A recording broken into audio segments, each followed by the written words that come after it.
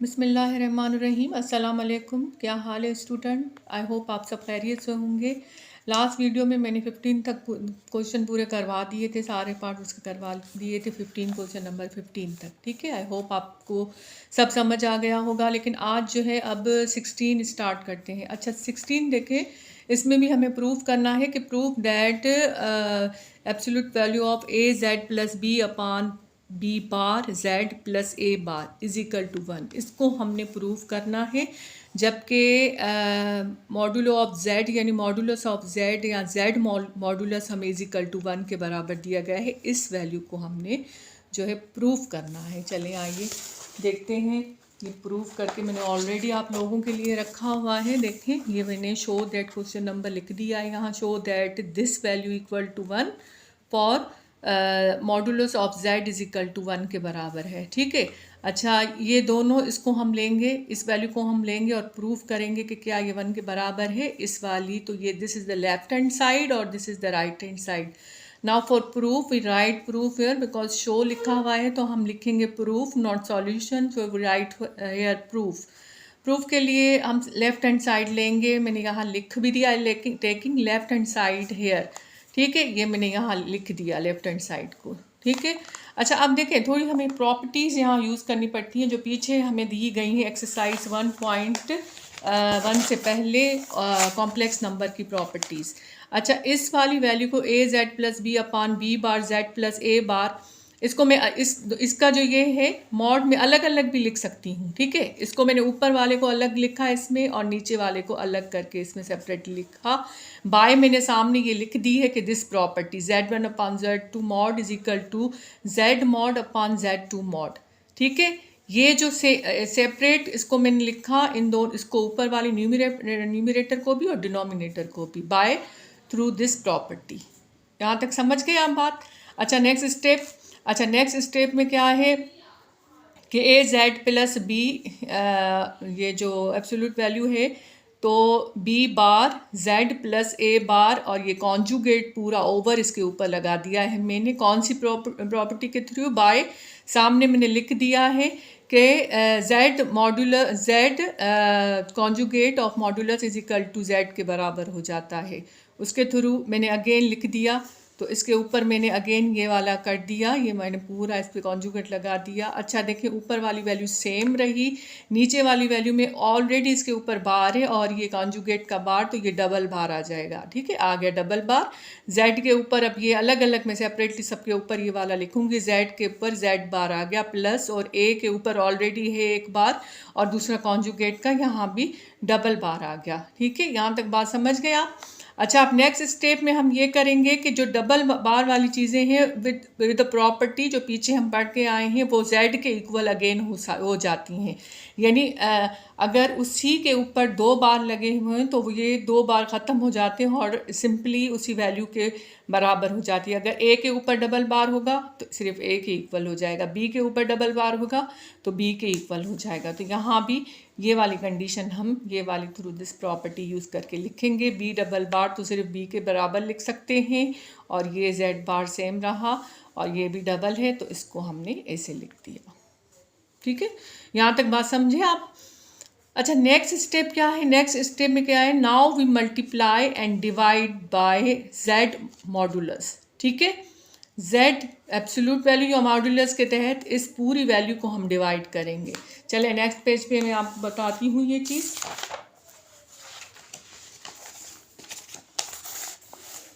ठीक है, divide and multiply या multiply and divided by mod of Z, पूरी इस वाली वैल्यू को, ये ऊपर मैंने मल्टीप्लाई किया, नीचे मैंने इसको डिवाइड किया। अच्छा अब क्या करेंगे? अब इस वाली वैल्यू को हम अंदर लिख सकते हैं, अंदर इनके साथ मल्टीप्लाई करेंगे। न्यूमरेटर सेम रहा, जेड मॉड को जब अंदर ले गए तो किसके इक्वल हो गया? ये मॉड ही है ना, तो बस इसमें जेड लिखेंगे, बी के साथ जेड मॉड आ गया प्लस ए के साथ ये जेड आ गया। यहाँ तक समझ गए आप लोग? अच्छा अब देखें इसको में ऐसे z और z मॉड किसके बराबर होता है? z और z bar, sorry z and z जो है ये बार इज इक्वल टू बराबर होता है जेड मॉड स्क्वायर के बराबर होता है, जेड मॉड स्क्वायर के बराबर होता है। ये भी एक प्रॉपर्टी है। साइड में जो जिस प्रॉपर्टी से या जिस भी फॉर्मूले से मैं करती जाती हूँ, मैं साइड में हमेशा लिखती जाती हूँ। ठीक है बेटा। तो अब देखें ये वाली जो चीज़ है, ये वाली चीज़ किसके इक्वल हो गई, जेड मॉड होल स्क्वायर के। और जेड मॉड जो है क्या गिवन है हमें, जेड मॉड क्या गिवन है ये हमें 1 के इक्वल है। तो यहाँ जेड मॉड की जगह पर मैंने क्या लिखा, 1 लिख दिया। ये गिवन है, मैंने यहाँ लिख दिया। तो ये 1 का स्क्वायर 1 ही होता है। तो यहाँ जो है ये इसका स्क्वायर क्या हो जाएगा, 1 के बराबर हो जाएगा, प्लस ए जेड हो जाएगा। ठीक। अब इसको जो है रीअरेंज करके लिखें। इसको पहले लिखें, इस वैल्यू को यहाँ लिखें और इसको यहाँ लिखें, कोई बात नहीं क्योंकि दोनों प्लस में हैं। ये ऊपर वाली सेम वैल्यूज़, और इसको मैंने यहाँ लिखा पहले और बी को मैंने बाद में लिखा। 1 इसके साथ नहीं लिखें, कोई इसकी वैल्यू नहीं है, राइट। तो अब देखें ये वाली वैल्यू और ये बिल्कुल सेम है, तो ये कैंसिल आउट हो गई। कैंसिल आउट होने के बाद सिर्फ हमारे पास ये बच गया जेड मॉड। जो जेड मॉड है वो किसके इक्वल है, 1 के इक्वल। तो जो बचा जेड मॉड, ये दोनों कैंसिल आउट हो गए, जेड मॉड बचा, उसको मैंने इज इक्वल टू 1 के बराबर कर दिया और ये राइट हैंड साइड के बराबर हो गया, क्योंकि लेफ्ट हैंड साइड हम प्रूव करते आ रहे थे, वो हमें प्रूव करनी थी राइट हैंड साइड के जो इक्वल है 1। आई होप आपको समझ आ गया होगा क्वेश्चन नंबर 16। तो आइए इसका लास्ट क्वेश्चन हम करते हैं इसी एक्सरसाइज का। अच्छा, इसमें जो है बहुत सारे पार्ट्स हैं, टोटल 10 पार्ट्स हैं क्वेश्चन नंबर 17 में। और चलिए करते हैं इसको start. Question number 17, find the locus of the points in the plane satisfying each of the given condition. अच्छा, लोकस ऑफ पॉइंट हमें मालूम करना होगा हर एक पार्ट में। Part number 1 is given modulus of z minus 5 is equal to 6। ठीक है, modulus of z minus 5 equal to 6। अच्छा, यहाँ क्या है, सॉल्यूशन लिखेंगे क्योंकि कहीं यहाँ शो वगैरह नहीं करना, तो सिर्फ हम सॉल्यूशन लिखेंगे और क्वेश्चन स्टार्ट कर देंगे। देखें, सॉल्यूशन लिखा, सॉल्यूशन के बाद मैंने वही क्वेश्चन लिख दिया। अब अच्छा, यहाँ z को मैं a प्लस आयोटा b भी लिख सकती हूँ, यहाँ z is equal to x plus iota y भी हम लिख सकते हैं, क्योंकि z जो है कॉम्प्लेक्स नंबर को शो कर रहा है। तो यहाँ मैंने लिख दिया है z is equal to x plus iota y minus 5 same, ये mod is equal to 6। Side में मैंने लिख भी दिया है कि z is equal to x plus iota y। ठीक है। अच्छा, अब यहाँ क्या करेंगे, इस वाली वैल्यू में हम रियल और इमेजिनरी पार्ट अलग अलग करके लिखेंगे। ठीक है। Now we separate real and imaginary part. अच्छा, रियल पार्ट कौन से हैं, x और -5, और इमेजिनरी पार्ट वो होंगे जिसके साथ आयोटा होगा। तो x -5 यहाँ अलग से लिख दिया मैंने। अब देखें, x -5 ये अलग लिखा और प्लस आयोटा y ये अलग लिखा, इज इक्वल टू ये 6 सेम रहा। यानी इमेजिनरी पार्ट मैंने यहाँ साइड में लिख दिया और रियल पार्ट को शुरू में मैंने लिख दिया। समझ गए यहाँ तक आप बात। अच्छा, अब ना ये देखें, ये मॉड है ना, now we open mod. Open mod करने के लिए हम क्या करेंगे, अंदर वाली वैल्यू को x square plus y square के इक्वल लेते हैं। ये आप करके आए हैं पीछे सारे। Now we open mod taking square root of real and imaginary part. ये रियल पार्ट है, ये इमेजिनरी पार्ट है, तो इसका स्क्वायर रूट लेंगे, ये मॉड ख़त्म हो जाएगा इस तरह। x -5 whole square plus y square is equal to 6। ठीक है, समझ गए ये वाली बात। मॉडुलो ख़त्म करने के लिए, मॉड ख़त्म करने के लिए रियल और इमेजिनरी पार्ट का स्क्वायर मैंने यहाँ लिखा। अच्छा, अब ये भी हमें स्क्वायर रूट ख़त्म करना होगा। ये स्क्वायर रूट ख़त्म करने के लिए स्क्वायर रूट बोथ साइड करेंगे टू इग्नोर स्क्वायर रूट। तो ये स्क्वायर रूट हो गया, तो ये स्क्वायर रूट से ख़त्म हो गया, तो ये वाली चीज़ एज इट इज़ बाहर आ जाएगी। अच्छा, देखें, x -5 होल स्क्वायर, यहाँ देखें ये सर्किल की इक्वेशन को शो कर रहा है, x -a whole square plus y -b whole square. अच्छा, दोनों साइड से करेंगे ना स्क्वायर, तो 6 का स्क्वायर क्या हो जाएगा, 6 6 36, ये 36 हो जाएगा। और इसको भी मैंने y माइनस, यहाँ कुछ नहीं है तो 0 होल स्क्वायर करके रखा है। अच्छा, फिर इसको मैं ऐसे भी लिख सकती हूँ, x -5 whole square plus y -0 whole square is equal to 6 whole 36 का 6 होल स्क्वायर करके लिख सकते हैं हम इसको। अच्छा, ये जो है अगर आप सर्किल का इंटर में सर्किल की सारी प्रॉपर्टीज़ या आगे आप पढ़ के आए कैलकुलस में, तो ये जो इक्वेशन है ये बिल्कुल ये शो हो रही है कि ये सर्किल की इक्वेशन है. So this is the circle equation.